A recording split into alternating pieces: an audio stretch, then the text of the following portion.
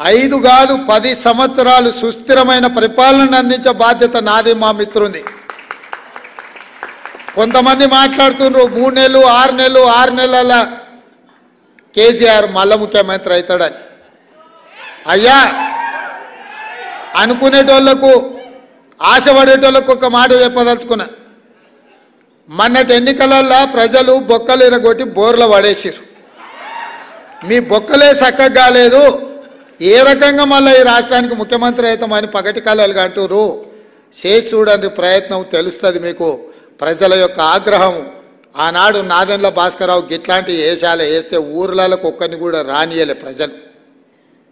ఇవాళ అట్లాంటి ఆలోచన ఎవడన్నా చేసిండంటే గ్రామాలలో ఇక్కడ ప్రజలు గోరీలు కడతారు.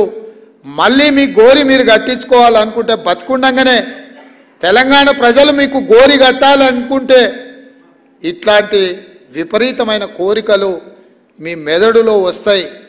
అది మీ ఒంటికి ఇంటికి మంచిది కాదు. ప్రజలు ఎన్నుకున్న ప్రభుత్వాన్ని ప్రజలకు మంచి పరిపాలన అందించడానికి ప్రతిపక్షంగా సలహాలు సూచనలు ఇవ్వండి.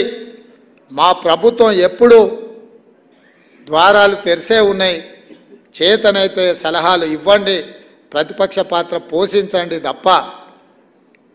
అక్క కూడా ఇంతకుముందు అన్నది, ఏంది తమ్మి వాడు గని మాటలు మాట్లాడుతుంటే నువ్వేం అంటలేవని.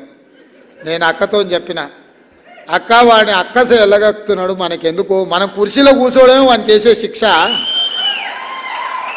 అందుకే అసెంబ్లీలో కూడా బయటకు పోనీయలేదు అక్క, ఆనే కూర్చోబెట్టిన. బిడ్డ నువ్వు చేసిన పాపాలని మేము చెప్తాం, వినడమే నీకు మేము వేసే శిక్ష అని చెప్పి అసెంబ్లీలో కూడా చెప్పినాం. అసెంబ్లీ సస్పెండ్ చేస్తామంటే వద్దని చెప్పిన.